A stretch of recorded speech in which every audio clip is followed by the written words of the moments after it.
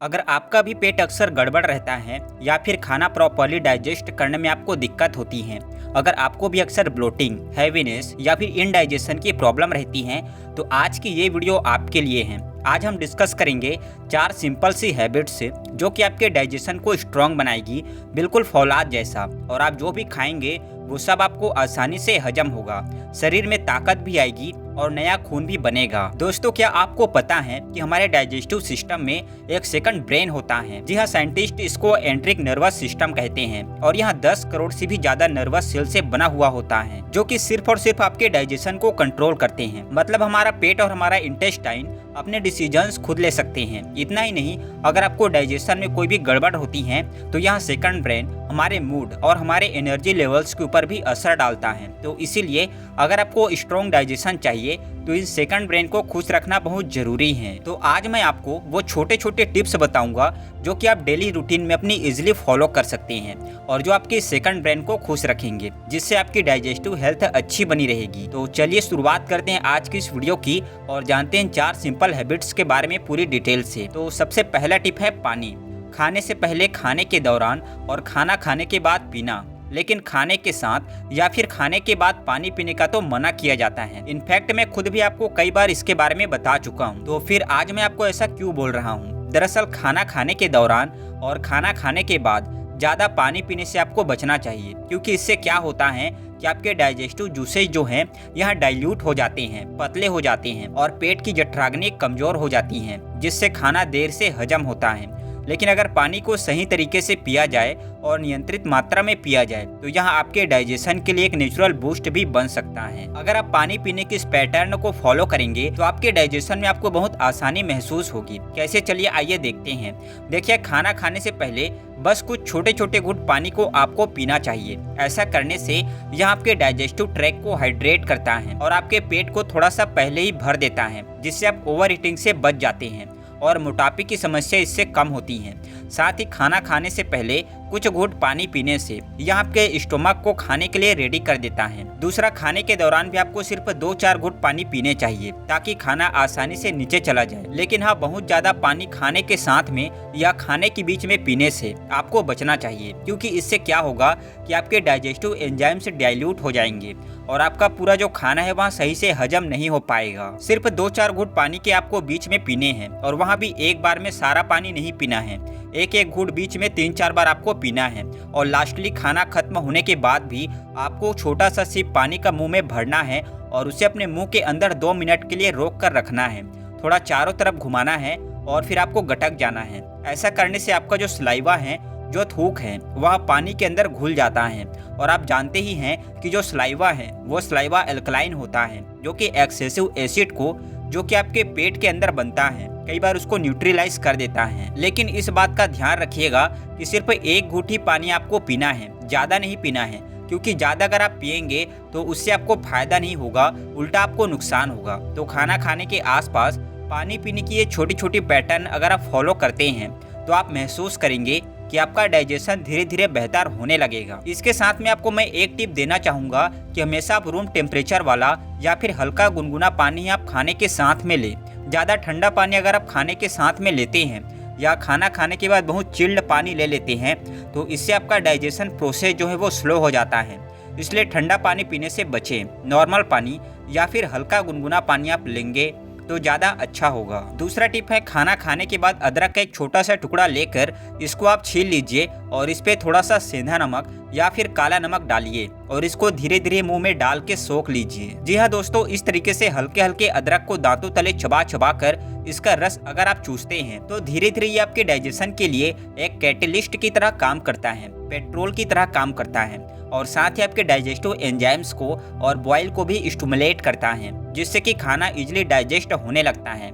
In fact खाना खाने के बाद सिर्फ एक छोटा सा टुकड़ा चबाने से यह आपके डाइजेस्टिव जूसेस को इतना बढ़ा देता है कि आपके खाने का डाइजेशन 50% ज़्यादा तेजी से होने लगता है। साथ ही इसके साथ लिए जाने वाले जो काला नमक है या फिर सेंधा नमक है, यह आपके स्टोमक के पीएच लेवल को बैलेंस करता है, जिससे कि एसिडिटी कम होती है और डाइजेशन आपका जो है वो और भी ज़्यादा स्मूथ बन जाता है। मतलब ये छोटी सी एक चीज़ जो है दोस्तों, ये आपके डाइजेस्टिव सिस्टम को एक तरह से एक्टिवेट कर देती है, जिससे खाना डाइजेस्ट करना और ज़्यादा ईजी हो जाता है। अदरक और सेंधा नमक का जो कॉम्बो है, इसे आप खाना खाने के 15 मिनट के बाद लेंगे तो आपके लिए ज़्यादा बेहतर होगा। तुरंत बाद मत लीजिएगा, 15 मिनट के बाद लीजिएगा, क्योंकि 15 मिनट के आसपास जो है खाने के बाद आपका डाइजेशन पीक पर होता है और उस समय आपको सबसे ज़्यादा ज़रूरत होती है आपके डाइजेशन को हेल्प करने की।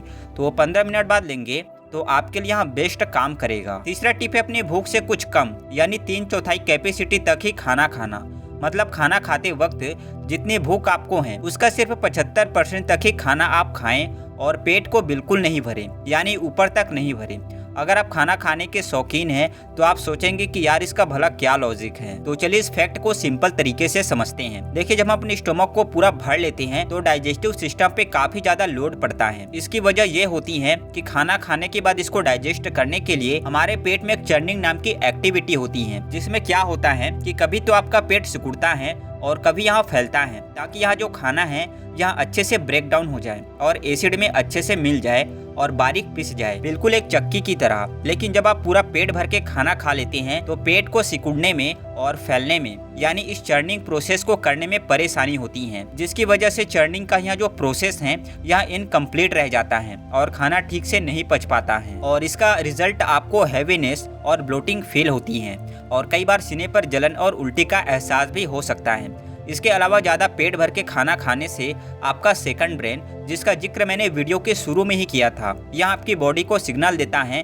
कि बॉडी की सारी एनर्जी खाने को डाइजेस्ट करने की तरफ लगा दी जाए और इसके नतीजे में आपकी बॉडी सुस्त फील करती है और आपको कमजोरी महसूस होती है, नींद सी आने लगती है और आपका मेटाबॉलिज्म जो है वो भी स्लो हो जाता है। एक और प्रॉब्लम जो कि ज़्यादा खाना खाने से आपको हो सकती है वो ये कि ऐसा करने से आपके स्टोमक के अंदर की जो लाइनिंग होती है यहाँ धीरे धीरे स्ट्रेच होने लगती हैं, फैलने लगती हैं और फिर आपको अपना पेट भरने के लिए और भी ज़्यादा खाना खाना होता है और इसकी वजह से आपकी भूख ज़्यादा बढ़ जाती है, आपकी खुराक भी बढ़ जाती है और इसकी वजह से ओबेसिटी और वेट गेन की दिक्कत हो सकती है। बट इसके उलट जब आप 3/4 या 75% तक ही खाना खाते हैं तो आपका डाइजेस्टिव सिस्टम रिलैक्स रहता है और आपका स्टोमक खाने को अच्छे से प्रोसेस कर पाता है, जिससे कि आपको लाइट फील होता है और खाने के पार्टिकल्स अच्छे से पीसकर जल्दी हजम हो जाते हैं। इस हैबिट से आपको ब्लोटिंग कम होगी और बॉडी में एनर्जी लेवल्स भी आपके बेहतर बने रहेंगे। इसलिए खाना खाते वक्त फुलफिल होने से पहले ही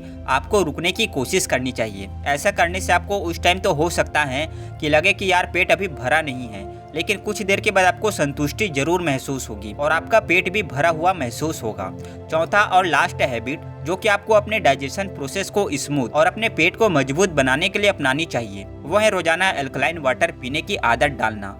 दोस्तों, ये एक सिंपल सी टेक्निक है जो कि आपके डाइजेशन को स्ट्रॉन्ग करने में बहुत इफेक्टिव होती है। देखिए, हमारी बॉडी में जब एसिडिटी बढ़ती है, जिसे हम आयुर्वेद में पित्त कहते हैं, तो इसकी वजह से कई तरह की प्रॉब्लम्स हमारे अंदर होने लग जाती हैं। इसकी वजह से आपको एसिडिटी हो सकती है, हार्ट बर्न यानी सीने पर जलन की शिकायत हो सकती है, इनडाइजेशन हो सकता है, फोड़े फुंसे निकल सकते हैं, एलर्जीज हो सकती हैं, बाल झड़ना शुरू हो सकते हैं और पेशाब में जलन की शिकायत भी हो सकती है। और इसीलिए जब आप एल्कलाइन वाटर को पीते हैं तो बॉडी की यहाँ बढ़ी हुई एसिडिटी इसकी वजह से न्यूट्रलाइज होती है और शरीर और हाजमा दोनों स्वस्थ रहते हैं।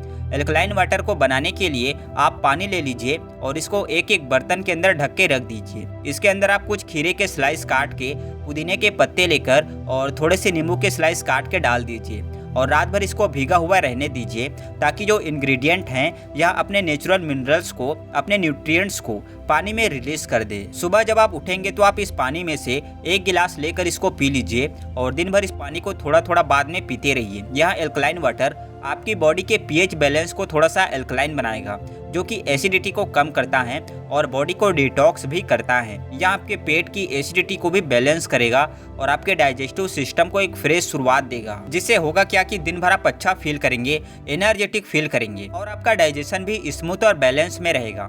तो यह है दोस्तों 4 सिंपल और पावरफुल हैबिट्स है जो कि आपके डाइजेशन को फौलाद जैसा बना सकती हैं। इन छोटे छोटे हैबिट्स को अपने डेली रूटीन में ऐड कीजिए और फर्क महसूस कीजिए। मैं मिलता हूँ आपको अगले वीडियो में। धन्यवाद।